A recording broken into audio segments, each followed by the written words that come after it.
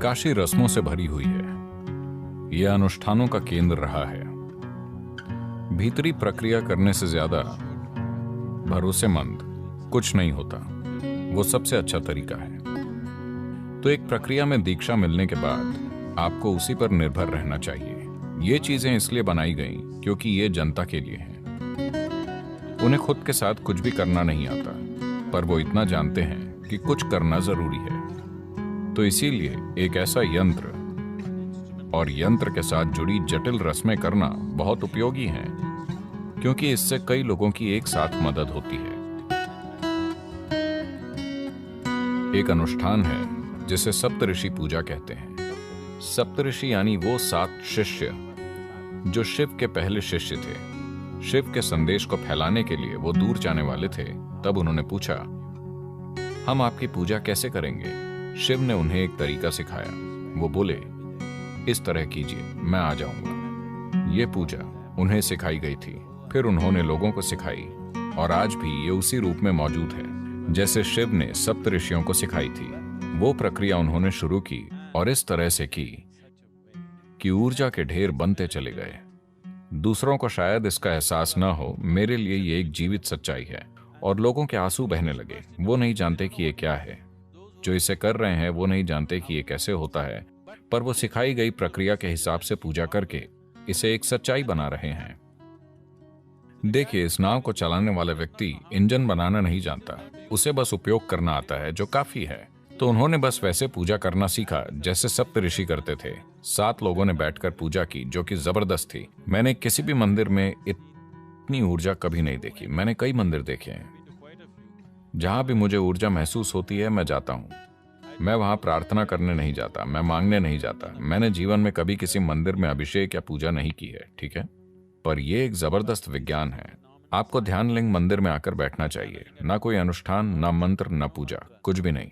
वहां हमेशा बिल्कुल शांति होती है।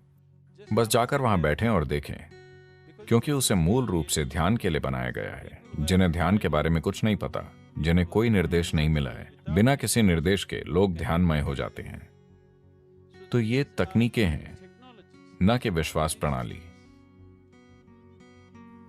तकनीकें जिनका ध्यान नहीं रखा गया। मेरा आखिरी प्रश्न, जब कोई काशी में आता है तो किस चीज का अनुभव उन्हें यहां जरूर करना चाहिए? सबसे पहले थोड़ी तैयारी करके आइए। मैं कहूंगा कि अगर आप काशी जाने वाले हैं तो कम से कम 3 महीने किसी ध्यान प्रक्रिया में दीक्षा लीजिए। कुछ समय ध्यान कीजिए, थोड़े ज्यादा संवेदनशील और शांत बनिए। अपनी सारी मान्यताएं घर पर छोड़कर आइए। अपनी सारी मान्यताएं घर पर छोड़कर आइए। धन्यवाद, धन्यवाद सद्गुरु। ये दुनिया की सबसे जटिल और रिफाइंड मशीन है। ये काशी है। ये अद्भुत है कि किसी ने ऐसी जगह बनाई। इसे बहुत बुद्धिमानी और काबिलियत से बनाया गया है। इसके पीछे दृष्टि और करुणा ये है कि ये सभी के लिए उपलब्ध हो। इसीलिए हम उन लोगों को नमन करते हैं। दुनिया को इसी की जरूरत है, ना कि कट्टरता, फिलॉसफी या विश्वास प्रणाली की। इंद्रियों से परे जाकर उस चीज का अनुभव करने की क्षमता, जिसे फिलहाल परे की चीज माना जा रहा है।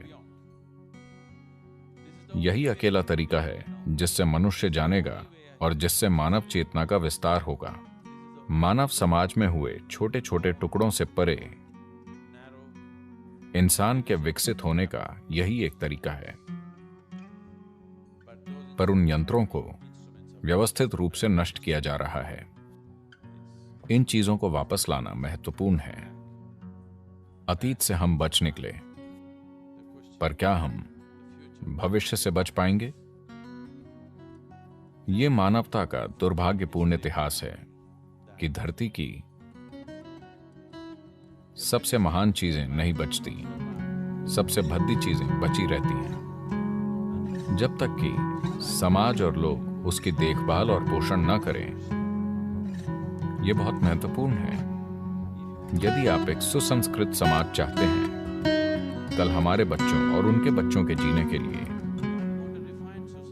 यदि हम समाज में अच्छी संस्कृति चाहते हैं तो यह बहुत जरूरी है कि हम आसपास मौजूद संस्कृति का पोषण करें। वरना भद्दी चीजें वैसे भी हावी हो जाएंगी। भद्दी चीजें आसानी से प्रकट हो जाती हैं। संस्कृति को प्रकट करना बहुत मुश्किल है, क्योंकि यह हजारों सालों में विकसित होती है। तो ये हमारी पीढ़ी की जिम्मेदारी है कि हम जीवन के सूक्ष्म पहलुओं को सामने लाएं और किसी तरह उन्हें जीवित रखें जितना हमसे हो पाए। हम एक और काशी नहीं बना सकते, पर मौजूदा काशी को जितना हो सके उतनी अच्छी तरह से संभालें और ज्यादा साधन बनाएं जिनसे मनुष्य बड़ी संभावना से जुड़ पाए। हमें पढ़ने के लिए और किताबों की जरूरत नहीं है, हमें और अधिक व्यावहारिक साधन और तरीके चाहिए जिनसे इंसान खुद के बारे में अपनी समझ का विस्तार कर सके।